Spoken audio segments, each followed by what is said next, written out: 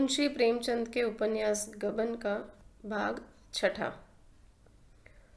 रमानाथ ने जवानों के स्वभाव के अनुसार जालपा से खूब जीभ उड़ाई थी। खूब बढ़ बढ़कर बातें की थी। जमींदारी है, उससे कई हजार का नफ़ा है, बैंक में रुपए हैं, उनका सूद आता है। जालपा से अब अगर गहने की बात कही गई तो रमानाथ को वह पूरा लबाड़िया समझेगी। वो बोला, पर्दा तो एक दिन खुल ही जाएगा, पर इतनी जल्दी खोल देने का नतीजा यही होगा कि वह हमें नीचा समझने लगेगी। शायद अपने घर वालों को भी लिख भेजे, चारों तरफ बदनामी होगी। दयानाथ ने कहा, हमने तो कभी न कहा था कि हम लखपति हैं। रमानाथ बोला, तो आपने यही कब कहा था कि हम उधार गहने लाए हैं और 2-4 दिन में लौटा देंगे? आखिर यह सारा स्वांग अपनी धाक बैठाने के लिए ही किया था या कुछ और? दयानाथ बोले, तो फिर किसी दूसरे बहाने से मांगना पड़ेगा। बिना मांगे काम नहीं चल सकता। कल या तो रुपए देने पड़ेंगे या गहने लौटाने पड़ेंगे, और कोई राह नहीं है। रमानाथ ने कोई जवाब ना दिया। जागेश्वरी बोली, और कौन सा बहाना किया जाएगा? अगर कहा जाए किसी को मंगनी देना है तो शायद वह देगी नहीं। देगी भी तो 2-4 दिन में लौटाएंगे कैसे? दयानाथ को एक उपाय सूझा। वह बोले, अगर उन गहनों के बदले मुलम्मे के गहने दे दिए जाए। मगर तुरंत ही उन्हें ज्ञात हो गया कि यह लचर बात है। खुद ही उसका विरोध करते हुए कहा, हाँ, बाद मुलम्मा उड़ जाएगा तो फिर लज्जित होना पड़ेगा। अक्ल कुछ काम नहीं करती। मुझे तो यही सूझता है, यह सारी स्थिति उसे समझा दी जाए। जरा देर के लिए उसे दुख तो जरूर होगा, लेकिन आगे के वास्ते रास्ता साफ हो जाएगा। संभव था, जैसा दयानाथ का विचार था, कि जालपा रोध होकर शांत हो जाएगी, पर रमा की इसमें किरकिरी होती थी। फिर वह मुंह न दिखा सकेगा। जब वह उससे कहेगी, तुम्हारी जमींदारी क्या हुई, बैंक के रुपए क्या हुए, तो उसे क्या जवाब देगा? विरक्त भाव से बोला, इसमें बेइज्जती के सिवा और कुछ न होगा। आप क्या सर्राफ को 2-4-6 महीने टाल नहीं सकते? आप देना चाहे तो इतने दिनों में 1000-1200 रुपये बड़ी आसानी से दे सकते हैं। दयानाथ ने पूछा, कैसे? रमानाथ बोला, उसी तरह जैसे आपके और भाई करते हैं। दयानाथ बोला, वह मुझसे नहीं हो सके। तीनों कुछ देर तक मौन बैठे रहे। दयानाथ ने अपना फैसला सुना दिया। जागेश्वरी और रमा को यह फैसला मंजूर नहीं था, इसलिए अब इस गुत्थी को सुलझाने का भार उन्हीं दोनों पर था। जागेश्वरी ने भी एक तरह से निश्चय कर लिया था। दयानाथ को जख मारकर अपना नियम तोड़ना पड़ेगा। यह कहाँ की नीति है कि हमारे ऊपर संकट पड़ा हुआ हो और हम अपने नियमों का राग आलापे जापे। रमानाथ बुरी तरह फंसा था। वह खूब जानता था कि पिताजी ने जो काम कभी नहीं किया वह आज नहीं करेंगे। उन्हें जालपा से गहने मांगने में कोई संकोच न होगा, और यही वह नहीं चाहता था। वह पछता रहा था कि मैंने क्यों जालपा से डींगे मारी। अब अपने मुंह की लाली रखने का सारा भार उसी पर था। जालपा की अनुपम छवि ने पहले ही दिन उस पर मोहिनी डाल दी थी। वह अपने सौभाग्य पर फूला नहीं समाता था। क्या यह घर ऐसी अनन्य सुंदरी के योग्य था? जालपा के पिता 5 रुपए के नौकर थे, पर जालपा ने कभी अपने घर में झाड़ू नहीं लगाई थी, कभी अपनी धोती नहीं छाटी थी, अपना बिछावन नहीं बिछाया था, यहाँ तक कि अपनी को धोती की खींच तक न सी थी। दयानाथ 50 रुपए पाते थे, पर यहाँ केवल चौका बासन करने के लिए महरी थी। बाकी सारा काम अपने ही हाथों करना पड़ता था। जालपा शहर और देहात का फर्क क्या जाने। शहर में रहने का उसे कभी अवसर ही न पड़ा था। वह कई बार पति और सास से आश्चर्य पूछ चुकी थी, क्या यहाँ कोई नौकर नहीं है? जालपा के घर दूध, दही, घी की कोई कमी नहीं थी। यहाँ बच्चों को भी दूध मयस्सर नहीं था। इन सारे अभावों की पूर्ति के लिए रमानाथ के पास मीठी मीठी बड़ी बड़ी बातों के सिवा और क्या था? घर का किराया 5 रुपया था। रमानाथ ने 15 बतलाए थे। लड़कों की शिक्षा का खर्च मुश्किल से 10 रुपये था। रमानाथ ने 40 बतलाए थे। उस समय उसे इसकी जरा भी शंका न थी कि एक दिन सारा भांडा फूट जाएगा। मिथ्या दूरदर्शी नहीं होता, लेकिन वह दिन इतनी जल्दी आएगा यह कोई जानता न था। अगर उसने ये डींगे न मारी होती तो जागेश्वरी की तरह वह भी सारा भार दयानाथ पर छोड़कर निश्चिंत हो जाता।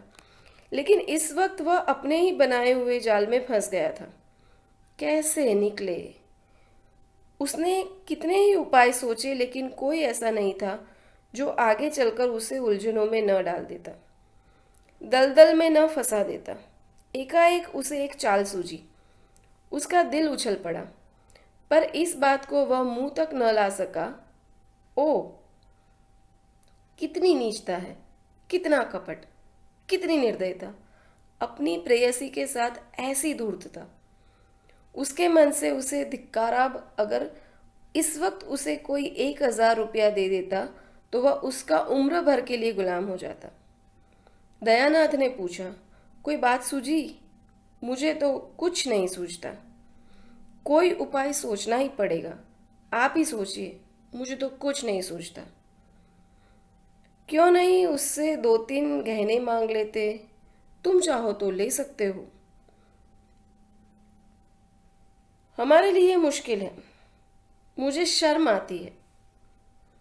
तुम विचित्र आदमी हो, न खुद मांगोगे न मुझे मांगने दोगे, तो आखिर यह नाव कैसे चलेगी? मैं एक बार नहीं 1000 बार कह चुका हूं कि मुझसे कोई आशा मत रखो।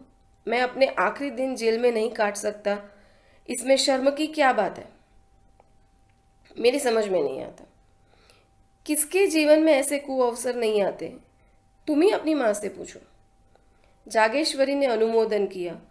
मुझसे तो नहीं देखा जाता था कि अपना आदमी चिंता में पड़ा रहे और मैं गहने पहने बैठी हूँ। नहीं तो आज मेरे पास भी गहने ना होते। एक एक करके सब निकाल गए। विवाह में 5,000 से कम का चढ़ावा नहीं आया था, मगर 5 ही साल में सब स्वाहा हो गए। तब से एक छल्ला बनवाना भी नसीब नहीं हुआ। दयानाथ जोर देकर बोले, शर्म करने का यह अवसर नहीं है, इन्हें मांगना पड़ेगा। रमानाथ ने झेपते हुए कहा, मैं मांग तो नहीं सकता, कहिए तो उठा लाऊं। यह कहते कहते लज्जा, क्षोभ और अपनी नीचता के ज्ञान से उसकी आंखें सजल हो गई। दयानाथ ने भौचक्क होकर कहा, उठा लाओगे? उससे छिपाकर? रमानाथ ने तीव्र कंठ से कहा, और आप क्या समझ रहे हैं? दयानाथ ने माथे पर हाथ रख लिया और एक क्षण के बाद आहत कंठ से बोले, नहीं, मैं ऐसा न करने दूंगा। मैंने छल कभी नहीं किया और न कभी करूंगा, वह भी अपनी बहू के साथ। छी छी, जो काम सीधे से चल सकता है उसके लिए यह फरेब। कहीं उसकी निगाह पड़ गई तो समझते हो वह तुम्हें दिल में क्या समझेगी?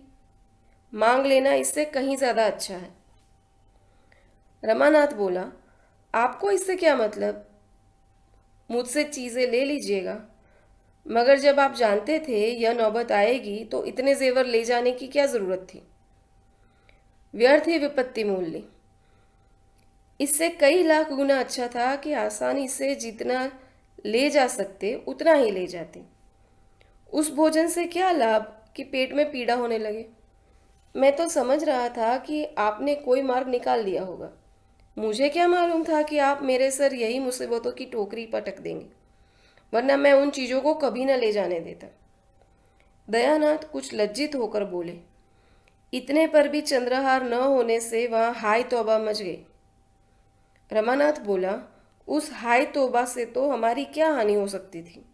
जब इतना करने पर भी हाय तौबा मच गई तो मतलब भी तो न पूरा हुआ। उधर बदनामी हुई, इधर यह आफत सिर पर आई। मैं यह नहीं दिखाना चाहता कि हम इतने फटे हाल हैं। चोरी हो जाने पर तो सब्र करना ही पड़ेगा।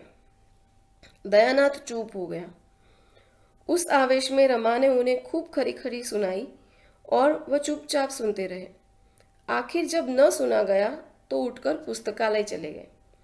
यह उनका नित्य का नियम था। जब तक 2-4 पत्र पत्रिकाएं न पढ़ ले उन्हें खाना हजम नहीं होता था। उसी सुरक्षित घड़ी में पहुंचकर घर की चिंताओं और बाधाओं से उनकी जान बचती थी। रमा भी वहां से उठा, पर जालपा के पास न जाकर अपने कमरे में गया। उसका कोई कमरा अलग तो था नहीं, एक ही मर्दाना कमरा था। इसी में दयानाथ अपने दोस्तों से गपशप करते, दोनों लड़के पढ़ते और रमा मित्रों के साथ शतरंज खेलता। रमा कमरे में पहुंचा तो दोनों लड़के ताश खेल रहे थे। गोपी का 13वां साल था, विश्वंभर का 9वां। दोनों रमा से थर थर कांपते थे। रमा खुद खूब ताश और शतरंज खेलता, पर भाइयों को खेलते देखकर हाथ में खुजली होने लगती थी। खुद चाहे दिन भर सैर सपाटे किया करे, मगर क्या मजाल कि भाई कहीं घूमने निकल जाए। दयानाथ खुद लड़कों को कभी नहीं मारते थे। अवसर मिलता तो उनके साथ खेलते थे। उन्हें कनकौवे उड़ाते देखकर उनकी बाल प्रकृति सजग हो जाती थी। 2-4 पेच लड़ा देते थे।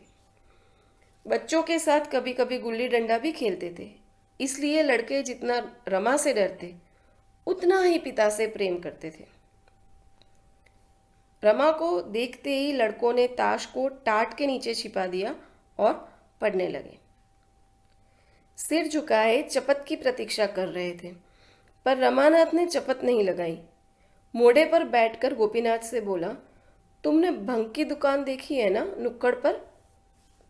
गोपीनाथ प्रसन्न होकर बोला, हाँ देखी क्यों नहीं। जाकर 4 पैसे का माजून ले लो, दौड़े हुए आना। हाँ, हलवाई की दुकान से आधा सेर मिठाई भी लेते आना, ये रुपया लो। कोई 15 मिनट में रमा ये दोनों चीज़ें ले जालपा के कमरे की ओर चला। रात के 10 बज गए थे। जालपा खुली हुई छत पर लेटी हुई थी। जेठ की सुनहरी चांदनी में सामने फैले हुए नगर के कलश, गुंबद और वृक्ष स्वप्न चित्रों से लगते थे। जालपा की आंखें चंद्रमा की ओर लगी हुई थी। उसे ऐसा मालूम हो रहा था, मैं चंद्रमा की ओर उड़ी जा रही हूँ। उसे अपनी नाक में खुश्की, आंखों में जलन और सिर में चक्कर मालूम हो रहा था। कोई बात ध्यान में आते ही भूल जाती और बहुत याद करने पर भी याद न आती थी। एक बार घर की याद आ गई तो वो रोने लगी। एक ही क्षण में सहेलियों की याद आ गई, हंसने लगी। सहसा रमानाथ हाथ में एक पोटली लिए मुस्कुराता हुआ आया और चारपाई पर बैठ गया। जालपा ने उठकर पूछा, पोटली में क्या है? रमानाथ बोला, बुझ जाओ तो जानू। जालपा हंस के बोली, हंसी का गोलगप्पा है। रमानाथ बोला, मतलब? जालपा ने बोला, नींद की गठरी होगी। मतलब? तो प्रेम की पिटारी होगी। ठीक, आज मैं तुम्हें फूलों की देवी बनाऊंगा। जालपा खिल उठी। रमा ने बड़े अनुराग से उसे फूलों के गहने पहनाने शुरू किए। फूलों के शीतल कोमल स्पर्श से जालपा के कोमल शरीर में गुदगुदी सी होने लगी।